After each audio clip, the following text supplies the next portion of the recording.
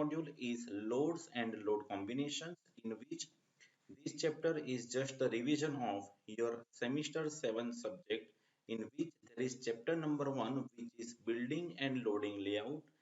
And in building and loading layout, there is two theories are there. First one is which types of loads consider while we have to design any structure, and the second one is types of load combinations. So these two theories are mainly covered in this module. Your second module is connection. So this connection chapters is base of your semester 6 subject, which is ESD, elementary structural design, in which there is two portions. First one is RCC and second one is steel. And after that, the basic knowledge of ESD, in which steel portion, there is main two chapters, bolted connections and welded connections are there. And with the help of this basic knowledge, we will connect column to column, steel column to steel column, steel column to steel beam, and steel beam to steel beam. So this type of example cover in your module number 2. Now next one is module number 3. So your module number 3 is very most important, because from these modules two chapters are covered in this module. So first one is design of industrial building, in which you have to design for purlin and rafter. And in second chapter from this module, it is called as design of gantry girder. Okay, so this is your module number 3. After that, next module is design of plate girder. Okay, after that, this module is very most important, design of foot over bridge. Now what is foot over bridge? So generally you have to travel through trains. So whenever you have to transfer from one platform to another platform, you have to use foot over bridge. Okay, so how to design steel foot over bridge, and which types of load is distributed, and how to design all the components is covered in this chapter. And your last module is plastic design. So students, this chapter or this module is plastic design, in which this is the revision of first one is MOS, mechanics of solids, in which you have to study how many numbers of KI, kinematic indeterminacy. Okay, after that you have to design for all the parameters, like you have to design for continuous beam and plane frame and plane truss. So this is the revision and this is the course overview and your modules. Okay, so now let us start our first module and first chapter or your of your this subject DSS. So your first module is loads and load combinations. So let us start our chapter number 1. So as discussed earlier, that in chapter number 1 there is only two theories are there. First one is types of loads considered in design of steel structure, and second theory is types of load combinations cover when you have to design any steel structures. Okay, so let us start our first theory. So the name of this theory is enlist types of loads which you have to consider while any steel structure, and explain any one or two or three as per GTO point of view. So let us start.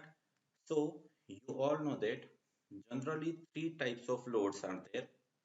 First one is vertical loads, second one is horizontal loads, and last one is longitudinal loads. Now in vertical loads, three major loads are there.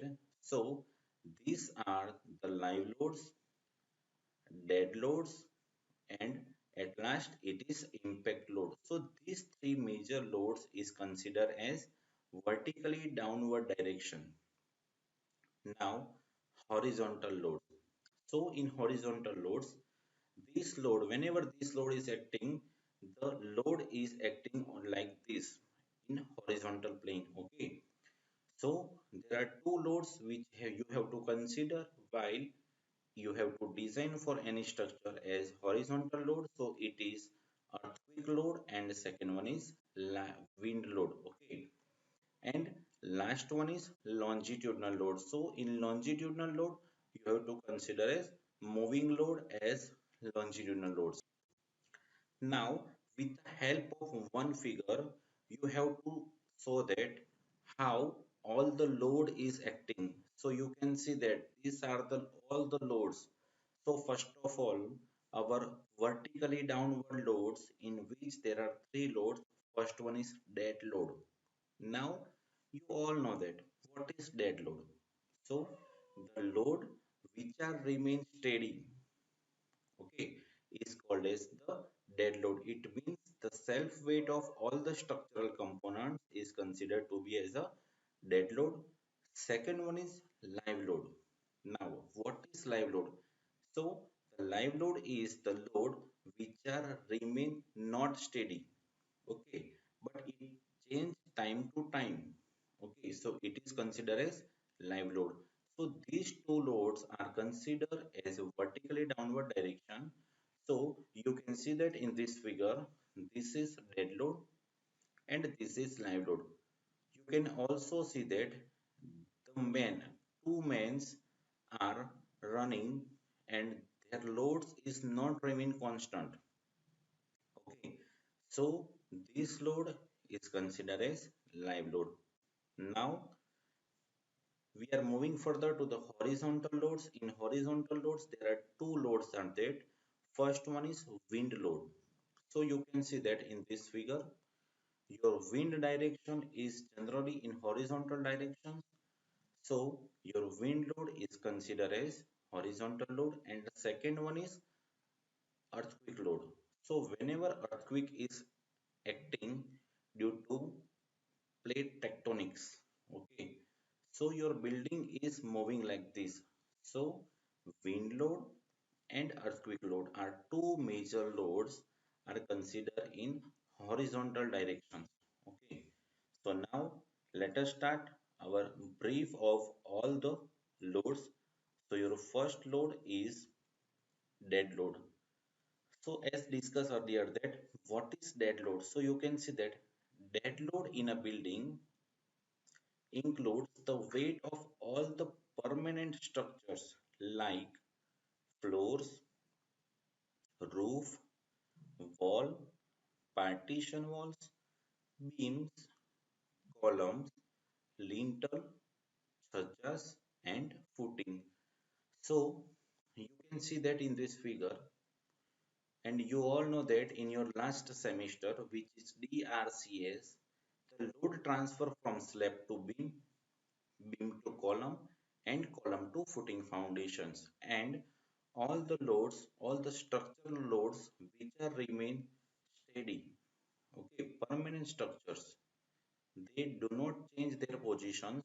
So their permanent load, their self weight is considered as dead load. So this is the brief introduction of dead load. Now second load is live load. So what is live load? So you all know that live load is also called as imposed load. So in live load, the load which are not steady but keep on changing its position from time to time are called as live load. So first of all, which loads are considered in live load? So it is weight of moving persons. Second one is cars. After that, it is moving furniture, and at last it is moving partitions. And this table is indicated when you have to design any structures, and which value is assumed whenever you have to design any structure, like whenever if you have to design any office. So you have to assume that the value of office in live load, it is 2.5 to 3 kilonewton per meter square for safer side. Okay, so this is live load. Next one is wind load. Now This wind load is already studied in your last semester in chapter number 1. So, your wind load is generally considered whenever your building height is above 10 meter. So, whenever you have to design for wind load, your first step is to find out design wind speed. So, the equation of design wind speed is Vz is equal to Vb into K1 into K2 into K3. After calculating design wind speed, you have to find out design wind pressure. So the equation of design wind pressure is Pz is equal to zero point 0.6 into Vz square. After finding out design wind pressure, your last step is to find out design wind force.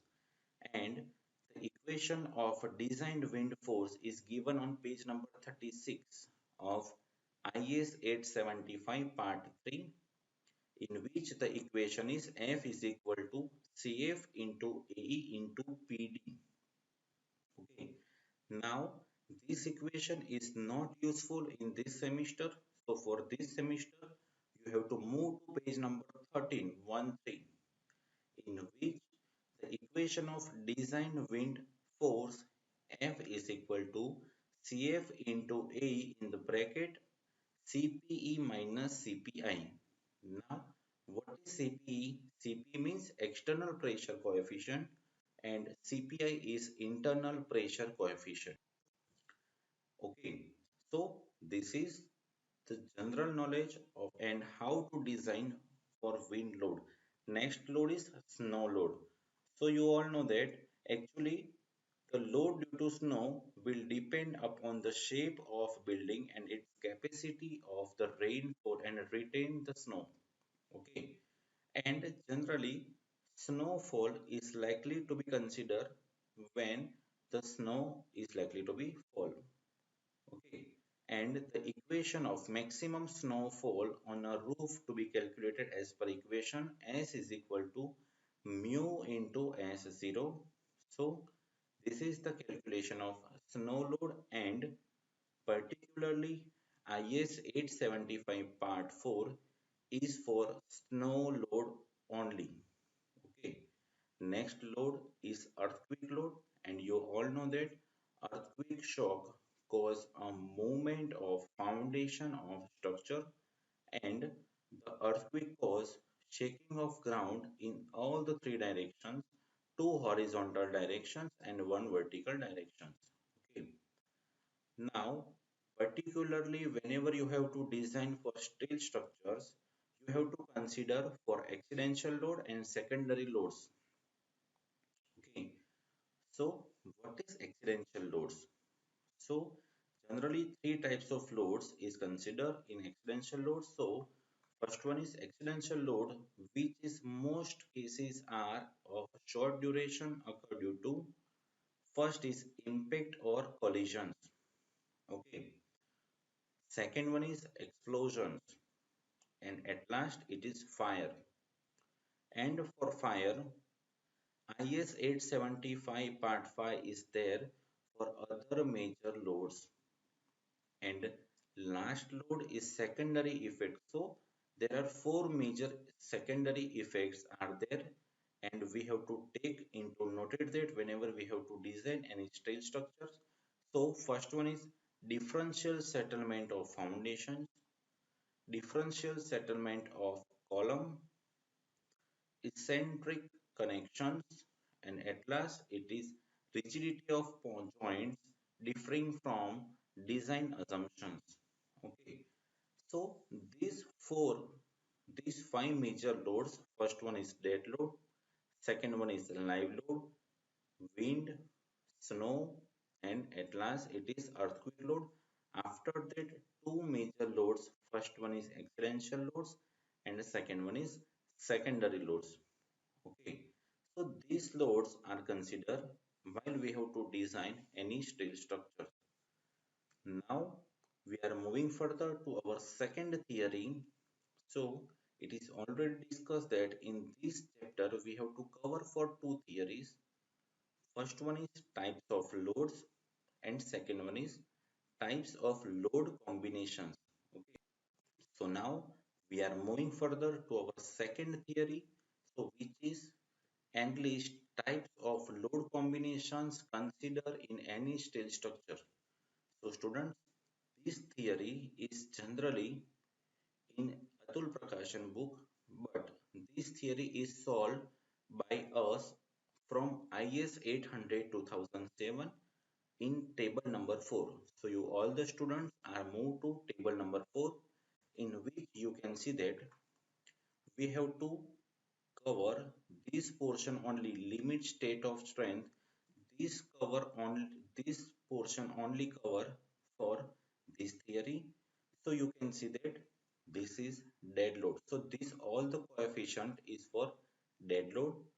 Second one is live load. So these two coefficients, this coefficient for live load and this coefficient is for crane load and erection load whenever which is given in the first column, and this last column consider as wind load or earthquake load. So this column number 5 is for wind and earthquake, and last column you can see that sixth number AL. AL means accidental loads. So these all the loads abbreviations is given just below the table. You can see that in abbreviation DL. DL means dead load. LL means live load. CL means crane load. Okay, not casual load. AL means accidental load. ER means erection load. EL means earthquake load, and WL means wind load.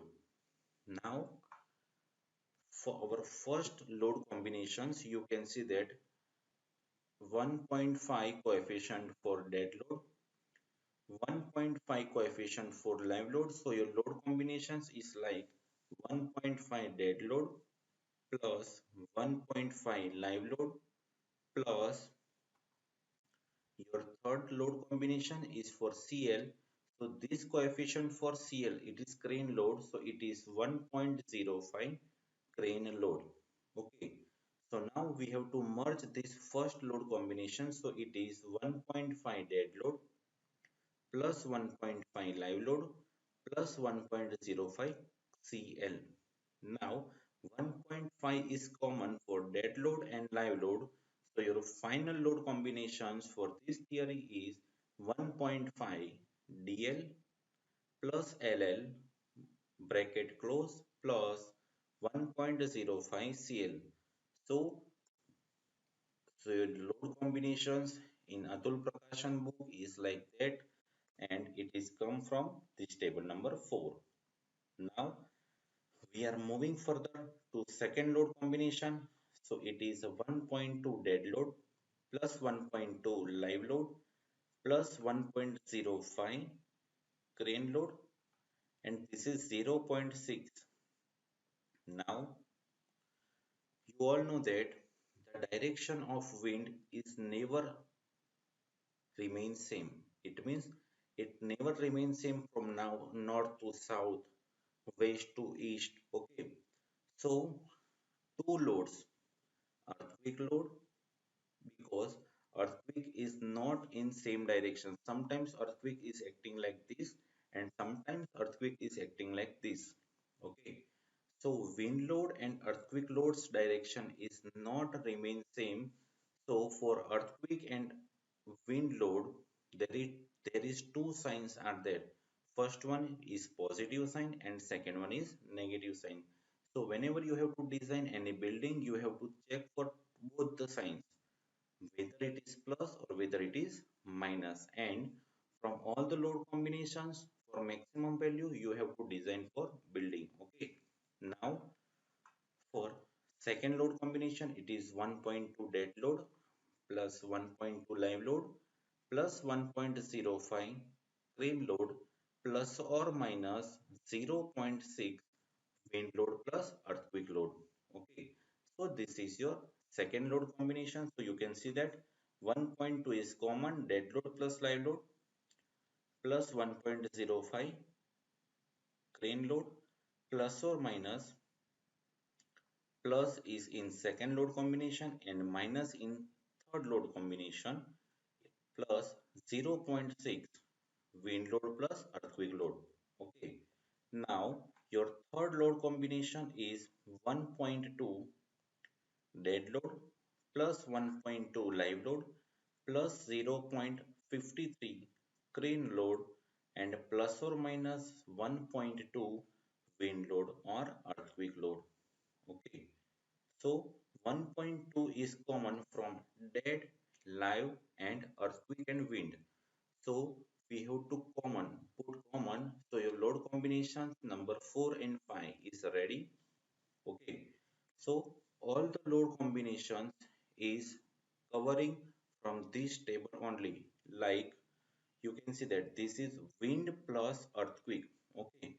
So first of all, there is two load combination from fourth line. You can see that this is 1.5 and second one is 0.9.